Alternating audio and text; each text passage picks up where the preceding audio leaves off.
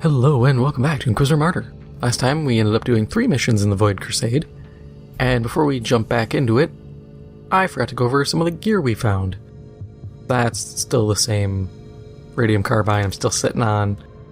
I don't know, it's starting to kind of age at this point, so it might just get mulched. We're going to toss this on, just for more or less testing purposes, and because this refractor field isn't that good.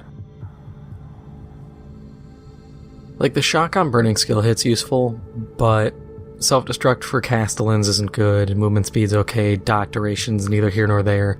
Supreme damage reduction for 3 seconds on losing 11% HP isn't bad, but it's not great, and I'd like to see what this frag grenade can give us.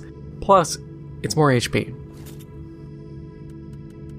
We got this, the main implant, it's crap. Doesn't offer a lot, and we might be able to squeeze more out of this implant of concentration. And then this Signum, just the XP boost nice, everything else kind of blows. So we'll just quick mulch those and jump into our next run.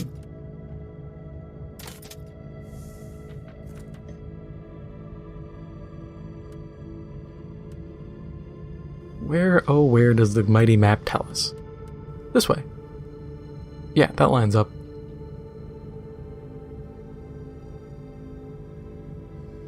Yeah, okay. I'm just going insane for a moment.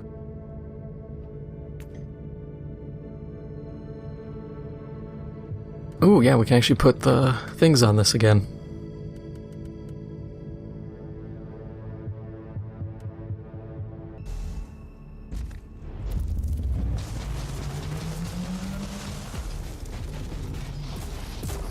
So, I have pretty cool news. If you follow other 40K channels, you might have... Well, I don't even consider myself a 40K channel, I'm just a gaming channel who does 40K stuff. But if you follow guys like Chapter Master Valrak, or some of the others that I can't remember off the top of my head, you probably already saw some of this, but there is a new Warhammer 40K MMO being worked on. Yeah. Pretty cool, right? The studio is was Jackalope, now it's Jackpocalyptic? Jackalyptic? The name is not good. It sounds like what happens when you're trying to, like, crank it at the end of the world. Not a name I would suggest for a studio. Jackalope worked really well, I liked it. Because everybody knows, well, not everybody, some people know what a jackalope is. It's a rabbit with little horns. It's I think people count it as a cryptid? Or at least, what's the term? Cryptozoology, I believe it falls under.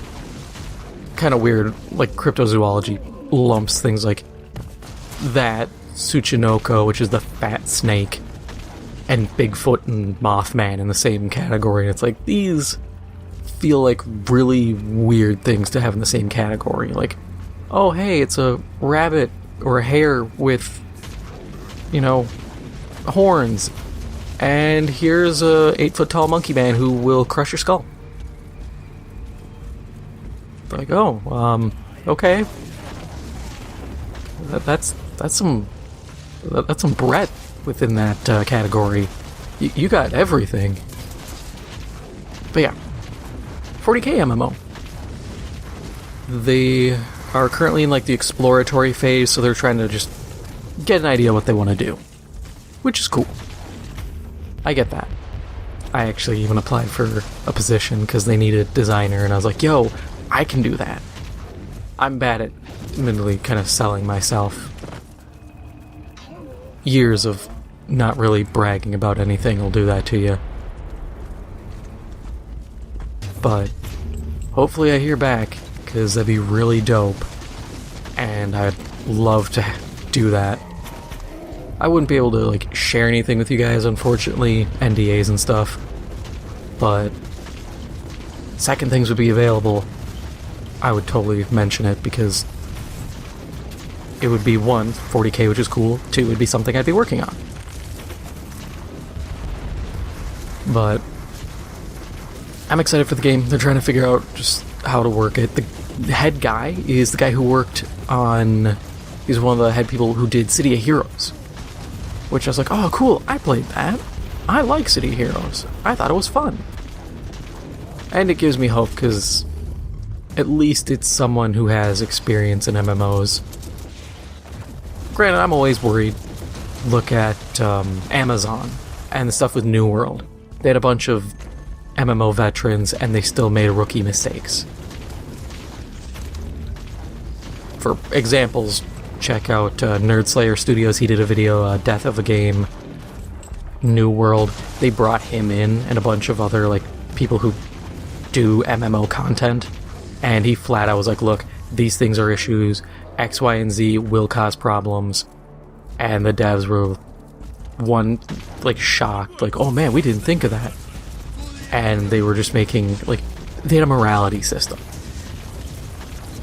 And they're like, this will keep players in check. And he's like, no, it won't. It's not going to do anything. And I was like, yeah, morality systems don't do squat. I always remember DayZ where they give you the bandit skin, and people would intentionally get the bandit skin because it looked cool. So you have to disincentivize that, but you can't be too heavy-handed, otherwise people just won't do like PvP or become villains unless you have a like dedicated RP server. And our like dedicated RP servers are really hard to maintain because people get weird. If you follow like news on some of the RP servers and groups, like some of the RP groups in EVE, it gets rough. You know, sometimes people get kind of tired, like in EVE, where CVA people took advantage of like the NRDS system they had in place, not red, don't shoot. Admittedly, it was one of the healthiest PvP zones, if not the healthiest PvP zone in all of nullsec, thanks to that rule, and actually generated a ton of economic growth, but it was rough. You know, some people were assholes. And some people, not for CVA, but for like other RP servers and stuff I know of in games, people get really weird. Like, obsessive, or there was some guys pretending to be like the Enclave in Fallout 76, and they were getting weird. And some of them were doing just like sus stuff, and it's not good. It's a rough deal, and it's... If you can do it, it turns out really fun. If you can't do it, it gets really awkward. Or you get like Final Fantasy, where people do just... God, the number of weird things... I've seen cyber brothels, man. I can't go back to how I was before knowing that weird shit exists. I miss my innocence. People make me sad. But yeah, I'm really eager for this 40K MMO. The biggest thing is going to be combat. Because... this is something I talked to one of my friends about, because he's an MMO guy. He played like Final Fantasy 11 back in the day. He got me into Final Fantasy 14. I spent all my time that I played Final Fantasy 14 mining, because I'm a dwarf at heart. I mine and make things and sell things. That's just where I'm happy. But we had talked about it, and I had said, yeah, I hope that they kind of stay away from the, like, World of Warcraft style of combat, where you just kind of target lock and then just roll your finger across, you know, your number pad or whatever, do all your attacks and wait for cooldowns. You know, pop a healing potion or a mana potion if you need it, but just continually cycling. And he's like, yeah, it's done to his knowledge, and I think to my knowledge, done for simplicity and for like load bearing, because when you look at something like ESO, which does that to a degree, you have fights that are like 100 people, 200 people. EVE can get away with having hundreds and hundreds of fighters because they have what's called TD, TIDI, time dilation. They came up with an in-lore reason for why the servers lag. And it works. You know, oh, this is going to take a while, there's so much stuff going on, we want to process everything still. That happens. But that's the only game that can really justify it. Otherwise, if you're playing WoW and everything's just lagging to hell, you're not having fun, you think it sucks. I've played games where it lagged a bit, and I'm like, this blows, dude, I hate lag. This kills my experience. So I get it. The problem becomes, what do? Do you keep that large scale to try to kind of buy into the whole, like, this is Warhammer, there's tons of stuff going on, or do you do smaller instance encounters? Personally, I would prefer smaller instanced encounters where you have more control. Because at the end of the day, I like control. I like having my encounters feel better. I use like Remnant from the Ashes as an example. Remnant, Souls games, Elden Ring, the whole 9 yards, they do combat really well. Because that is the focus. You can have a number of players in at once, but you know, they don't go too far. And that's what I'd like. Do something really cool.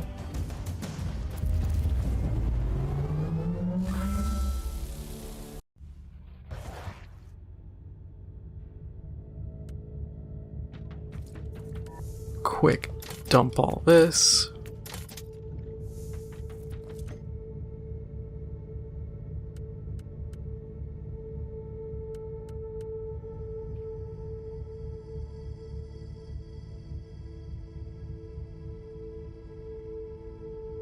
Okay, yeah, so we have to do this one next.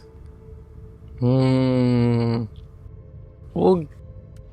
see.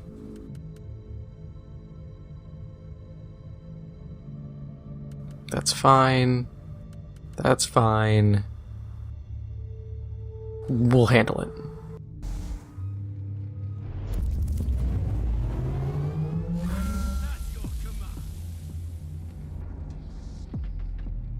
But with 40K, there's a lot of things you can do, but I would say go with smaller encounters. Yes, you don't get that, you know, huge war aspect, but I think you can make a more engaging combat style. And to me, that's more important.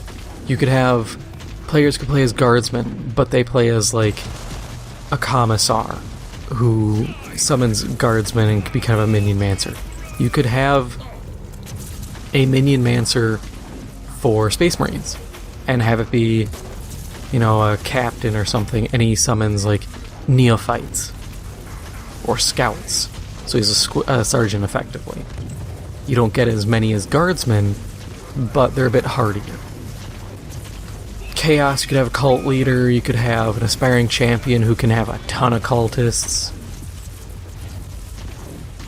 It's not difficult to kind of come up with this stuff, and you can have a bunch of abilities, and, much like Elden Ring, have it where it's just, oh yeah, hit, you know, in theory if this were on consoles, up on the D-pad to select the ability, and then hit a button, and you trigger that ability. Oh, you slotted in, you know, a Gift of Nurgle. Okay, now you can trigger a regeneration. Cool. That's, you know, that's doable. Fairly straightforward, it's to the point, and it's easy to do. Oh, you need to switch? Okay, hit the pad again, or hit something. You switch to a piece of gear that has an ability. Or a psyker ability or something. You can chain it and make it interesting. Because I would like a 40K MMO that is, the best way I can describe it, is a step between Destiny and like Elden Ring. This way you get the deep gear and stuff of like an Elden Ring. You get the accessibility to a degree of a Destiny style game, and you can do a lot. Hell, I've been writing up ideas for a 40k MMO for a while because I wanted to do it. Even if I couldn't make the game myself, I was like, you know what, I'm going to do this as kind of an exercise. How would I make it? What would I do? What issues do I think I'm going to encounter, and how do I rectify them?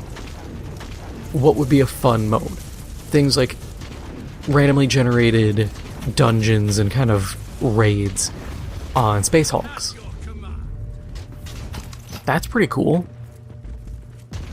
Works in universe, it can do a lot.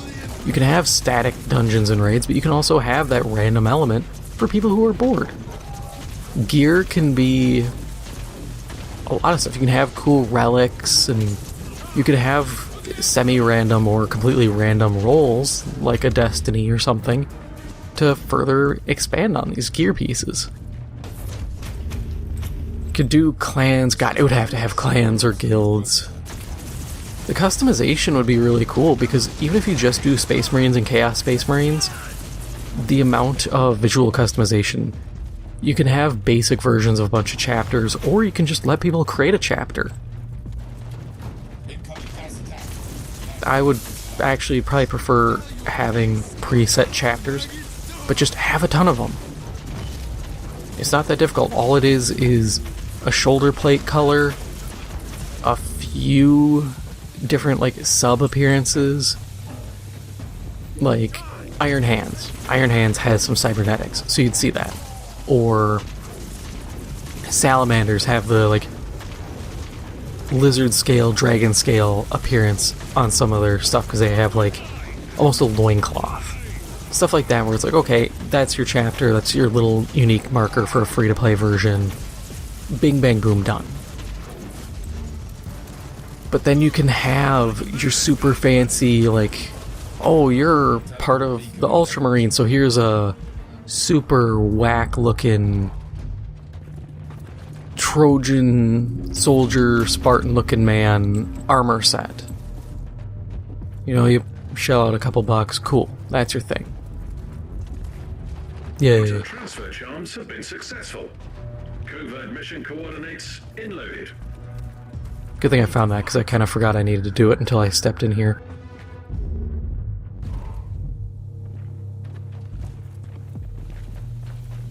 But there's a lot they could do. The one thing that does worry me, and it's less about the game and more about everyone else, is it's published by NetEase.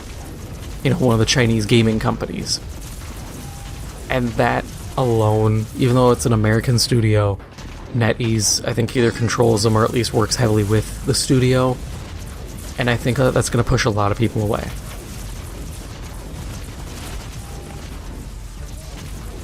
I mean, we're already seeing issues, I forgot to mention it last episode, but we saw stuff for I think it was like Nexon and NCSoft showed off their fantasy MMOs, and I think NCSoft is the one doing Throne and Liberty, and it's already getting like ripped apart by people because apparently you can't move and attack, and the combat's actually kind of kneecapped. So people are worried about that. People are worried about a lot of pay to win elements. Asian MMOs and Asian games. It sounds a lot worse saying it that way, but they're known for that.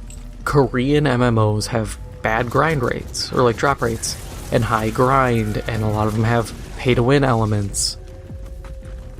Or they have pay for convenience, but the convenience is getting around a 1 in like 10,000 drop chance. So, wow, that was scary. Oh, that's not friendly. I, for some reason, thought I somehow summoned that when I got shot or clubbed, and I was like, oh, okay, cool, help. But no, that's not help. That's bad.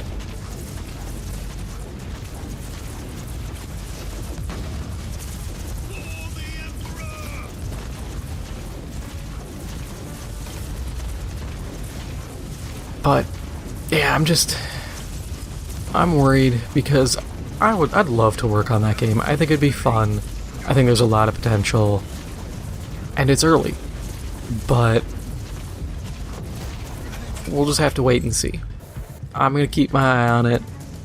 We probably won't hear anything realistically for a long time. Like, we'll probably hear little tidbits here and there, but I wouldn't expect major news for 2 to 3 years minimum, because it's an MMO. MMOs take a long time. And one of the unfortunate things is there's not a lot of experience with MMOs anymore because they're very expensive, and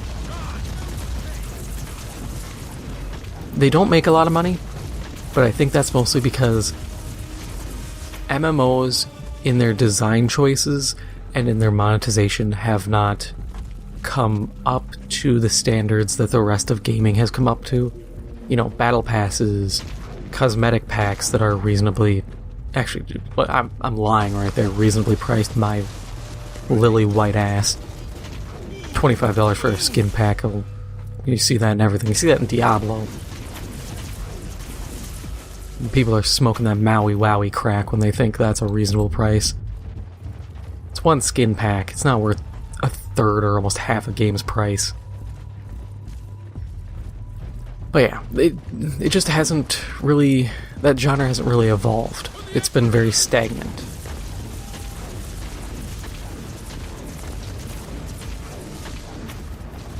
Which, actually, speaking of MMOs, the Old Republic is being moved to Broadsword Studios, which is the guys behind Ultima. EA, it sounds like they're nuking their, like, BioWare Austin studio, because they're like, yeah, we're going to try to move half the people to Broadsword to do support for the game and keep it going, and then the other half have to find work within the studio, or within the company, somewhere in a studio within EA, or leave. So, some people think it's the end of the Old Republic. Considering how that game has been going, I wouldn't be surprised. I wish it was Star Wars Galaxies. Full stop. I loved that game to death. I think if we had gotten a modern version, it'd be poppin'. Full stop. People would be into it. I'd be into it. I'd be playing it. But the Old Republic and monthly fee MMOs, that's a dated concept. It really is. It's sad to say, but you gotta offer a ton of stuff, otherwise people just don't vibe with it. And people look at it, if I'm paying, $60 for a game, $70 for a game, $180 a year just to play it, and then you want to charge me $10-15 for a season pass, let's say 4 seasons a year. Okay, so 180, $220 a year, plus, let's say every year or two, let's say every 2 years you do a big DLC, it's another $60. So, split between years, $250 a year? Not including any cosmetic packs you might be throwing in? That's getting steep. So if you can hack out that $180 a year, it looks a bit more reasonable. You can ask people for more money for cosmetic packs. People will be more willing. They'll be like, oh, I'm supporting the game, it's fine. As opposed to that monthly fee. Plus, I keep saying it, the way the economy's going, people are going to be cutting stuff left and right. MMO subscription, that's... For some people that's high on the list to get dropped. Some people, maybe not.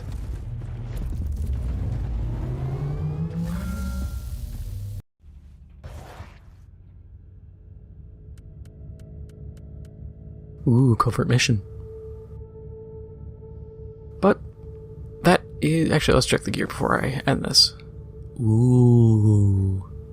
Data flux based on enemy type kills kind of useless for me. I wish there was an ability that would, like, slowly consume data flux. So something like that would be really valuable. Otherwise, it still doesn't hold up. Yeah, it's better damage reduction, but the effects aren't that good. That's a shame. Everything else is kind of meh. So, that is all for now.